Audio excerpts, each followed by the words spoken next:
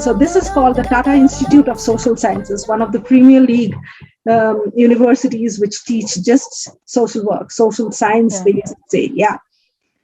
And I just recollect one of these very clear experiences when on the final day, the blackboard was there, and on the blackboard, they had stuck the list of students who have gotten through. And I saw my name up there, and I started trembling. I saw other people starting to cry when they are not seeing their names. Now here I come when I am seeing my name, and I am like, wish I could share this happiness with my parents, because either my home had a phone and my father was dead. And so I knew, and long distance calls used to be very expensive. So I knew that I had to either call up somebody else or wait till late night. No, there was no phone. So what I did was, next morning, I called up somebody who worked in the telephone exchange department, this lady who knew my mom. And I told her, just tell her that I didn't even say that I got through. I told her that just tell her that I'm not coming back and I'm very happy. And all of you buy some sweets and eat some sweets. Celebrate. Yeah, I was so confused that I couldn't give the exact message that I have gotten through here. So, those days in India, of course, cell phone and all these things were not at all there. And long distance calls, as I told you, during the day were the most expensive. So I remember for 1 minute that I said that costed me 60 rupees, which means like around $1. Okay. And that was a huge thing. I didn't have any money on me, and I was like, okay, but still I was so very happy for myself for the first and possibly the last time in my life that on the roadside they were selling some clothes, and I bought a shirt for myself. Oh. Whatever leftover money I had, because I was so thrilled. So that was studying social work. I did very well out there, and immediately I got through. After I passed out, I got through a government agency called Council for People's Action and Rural Technology. Moved to Delhi, which is the capital of India, started working there. And gradually, I think I moved to more of reproductive health, sexual reproductive health, because HIV was on the rise, was identified and on the rise. While I was doing that, and this is like, again, 10 years down the line, 10 or 15 years down the line, I was realizing that I do understand these feelings, people's person, counseling, all the qualitative aspect I'm very thorough with. Whereas I am not very thorough with the quantitative aspects. They actually, if I am reading a paper, I'll avoid the results section and straight away go to the discussion section. That was my tendency.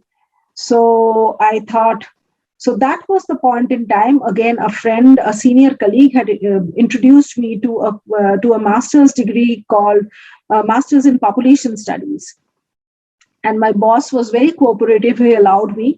So while I was working, I did the second master's in population studies and a third diploma in a postgraduate diploma in human resource development. So those two masters were done while I was working.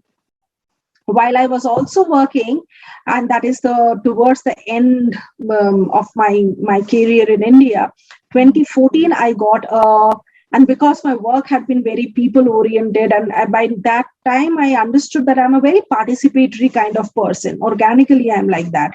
I got a Dutch government scholarship to study participatory planning, management, and evaluation in the Netherlands. Okay.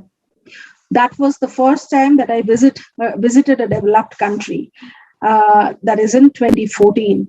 So not many years back, 2014, I visited that. I did that. That was a certificate course, but a grand experience of having people from all over the world, and especially the developing countries, Benin and Eritrea, so many countries which I had never even heard of, Afghanistan, all of these countries. And that was a great learning with people who come from similar unprivileged, underprivileged, underserved settings, not just, and because they are from those countries, howsoever privileged they are as a family or as a household, that percolates down, that the same sense of underprivilege percolates down even at an individual and at a family level. So that was participatory researched in 2015, and that was also the time when I was in India. I was working on rural HIV. I was trying to prove to the government that HIV cannot be seen as that whole, and rural HIV is very different. And so I was leading a program out there. Simultaneously, or I would say coincidentally, what happened was 2015, when I was applying for my PhD, there was the outbreak of HIV in rural Indiana due to syringe exchange. Okay. And that is, I think that was the dotted line linkage, that as much as I got through the public health program at IU, the RCAP program, becoming a research assistant there, assistant/associate there, and that was a huge linkage, I would say. So yeah, in the whole story, if I would say that if there is one big takeaway, if I would have to do, I would say that in that whole story, converting all my negatives or non-privilege to positives. Okay.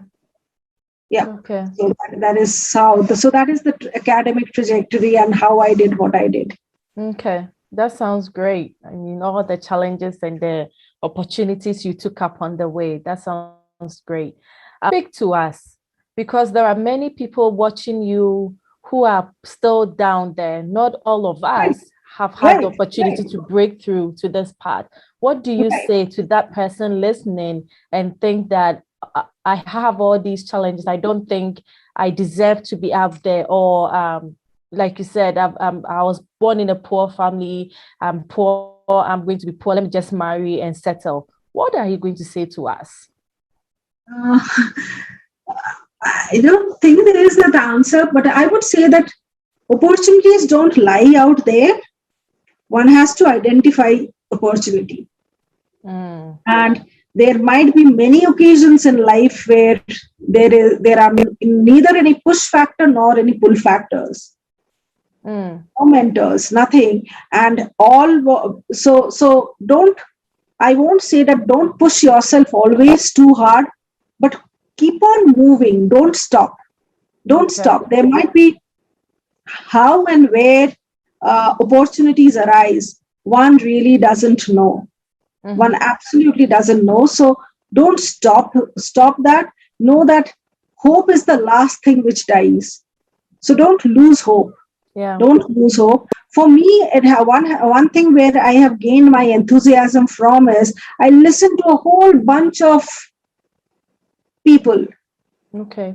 Be it Nelson Mandela, be it just people who are either celebrities, could be a common man, but who is happy, who is successful in his way and his definition, and their life stories. And when you listen to others' life stories, it essentially makes you feel there is essentially an element of resonance, organic resonance, which happens.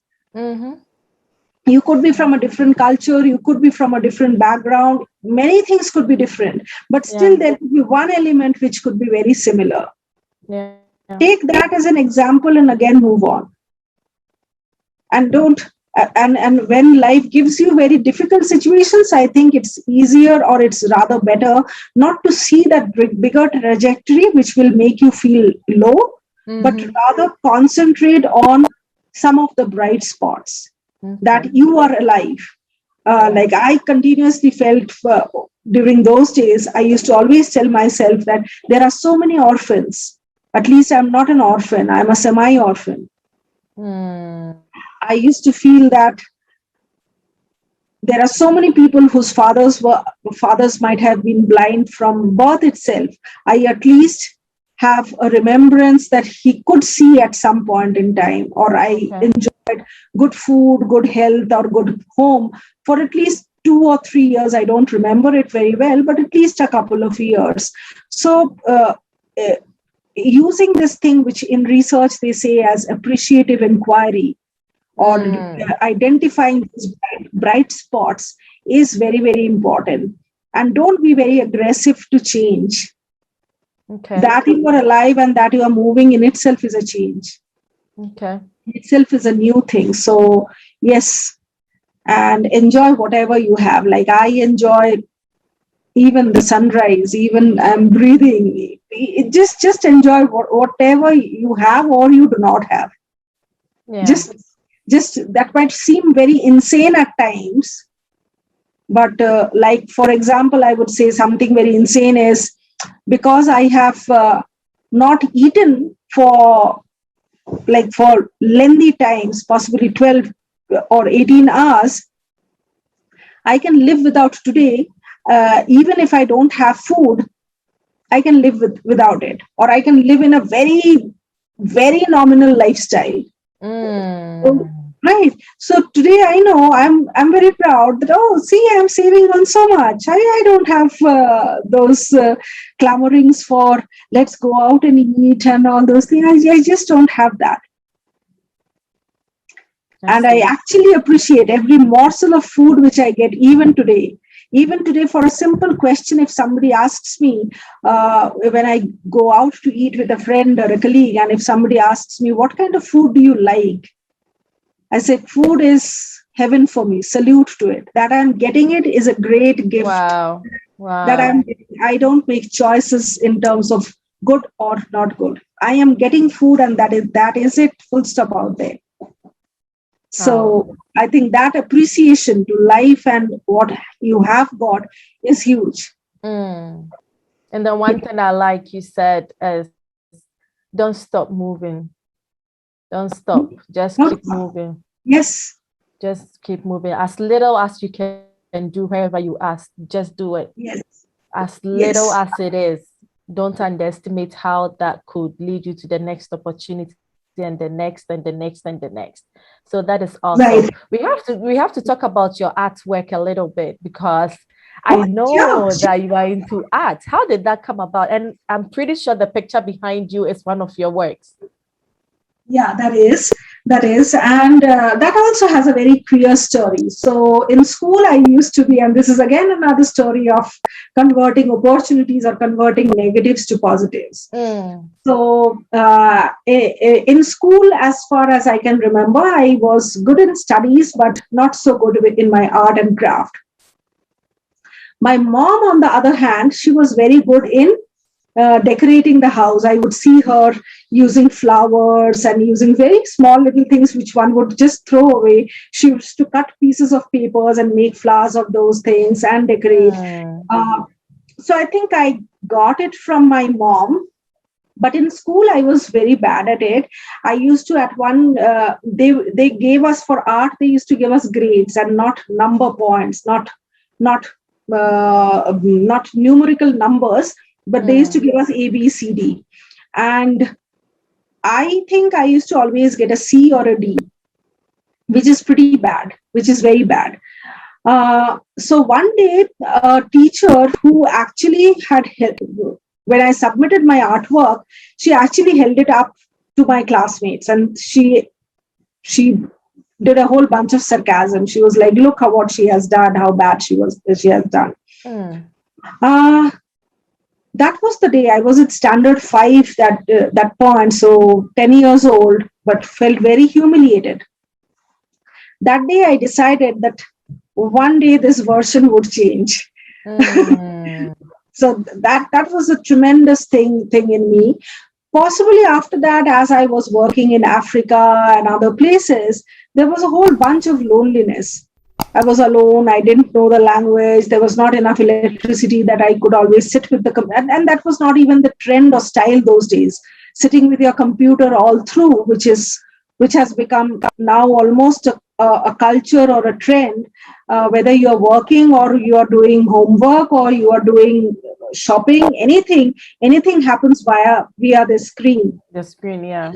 So those days, 10, 15 years back, that was not the reality. Like half of the time I was working in the field in remote areas where there was no electricity. Internet, of course, wasn't even thought of in those days.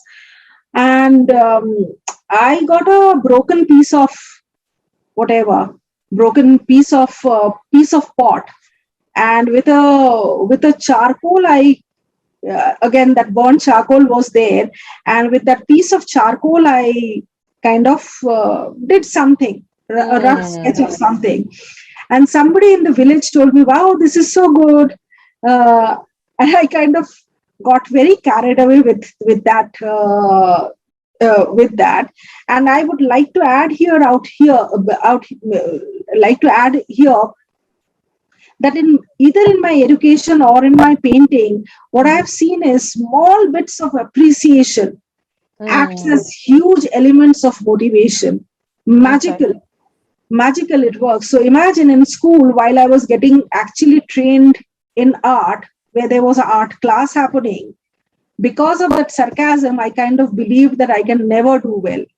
Okay. And I went from bad to worse and remained worse only. When I was just doing this, and somebody told me in the community that this is so nice, can I take it, or some motivational thing which has nothing to do with grades or anything. I was like, possibly I can do things. Just for a while, I'm changing this, and I don't know if you can. There's a whole bunch of sunlight. Can you see these feet? Oh yes, I can. Yeah, this is actually called Afro-pessimism, and this is drawn out of a charcoal piece in Uganda, which I got in Uganda. Okay. Yeah. That is lovely. Yes. So that has been my story of art, and today, surprisingly, what has happened is art has become a part of my identity. On my birthday, people gift me art. Sketchbooks and drawing pencils and all of those things. And if you have seen my paintings, most of my paintings have a name called Trishna. Trishna is a Sanskrit word, and it means thirst. Thirst means the ambition to achieve. So the thirst to achieve. So from my paint name is Trishna. So that is what I generally use. And yes, as I generally say, that my drawing room is full of drawings. So all you see around is many of my paintings. Okay. And then I've seen stones. Yes, and rocks. Yes.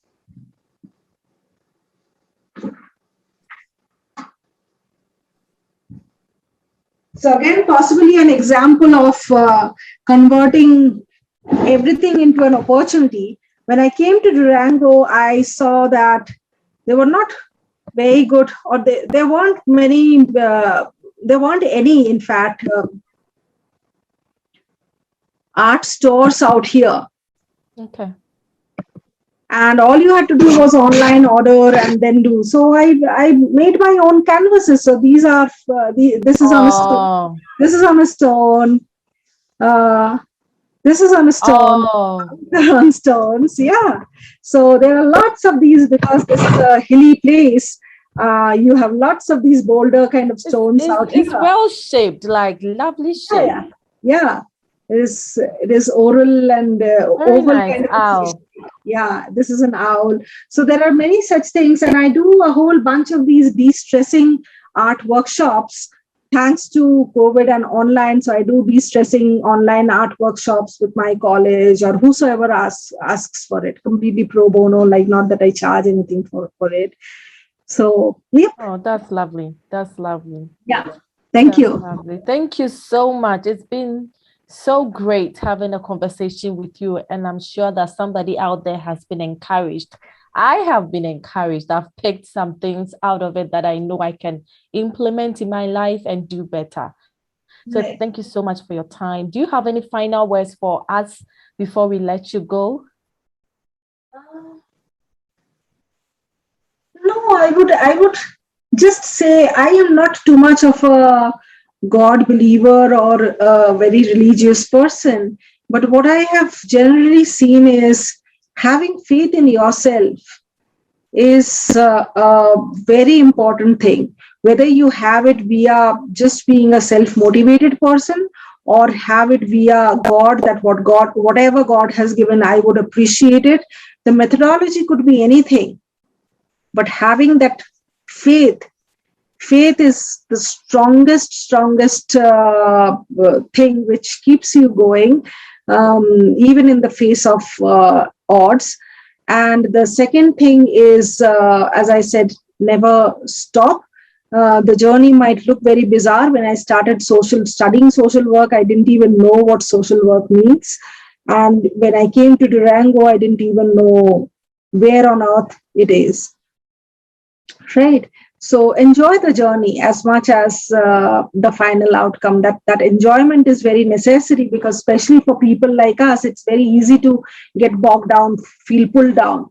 Why I am doing, the sense of purpose is so very important in life. And for so many other people, they are lucky enough where the father is telling study and you would make me happy and make us proud.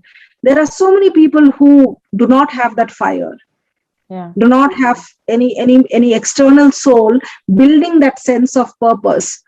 But know that if you are here, if you are doing it, there is a purpose to it. One might not be aware of it now. So never lose faith on that sense of purpose of yourself.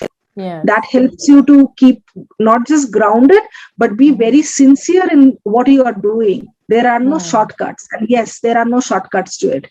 You can't imagine that just because life was difficult with me, somebody would come out there, somebody would be sympathetic. Trust me, somebody might be sympathetic and try to help you out, but we are not human beings who would even love that ways of getting things. So earn it in your way. Be very sincere, keep working at it. The result would come. Don't look out for sympathies here, there, and everywhere. Believe in yourself, believe in God, and get to work. Don't sit there waiting for somebody to always come and help you. You can do it. Yes, and what you should not do is, after all the lecturing which I did, after all that, what I do, I sleep very less because I'm always working. Don't sleep less. Please, please, please sleep. Please eat. We should sleep, but you won't sleep. This is a good advice. We will take it. So I don't sleep well. So sleep well, eat well. Sleep well, eat well. Thank you so much. We appreciate you. So, Thriving Generation, if you have questions for Dr. Datta, please leave them in the comment section. I'll make sure that she gets them. And then if you learned something from this conversation, let us know. We'd love to see what you learned. And if you've had experiences you also love to share, please go ahead. We are learning from each other. We are thriving together. Thank you so much for staying with us to the very end. We'll see you in the next video. Bye.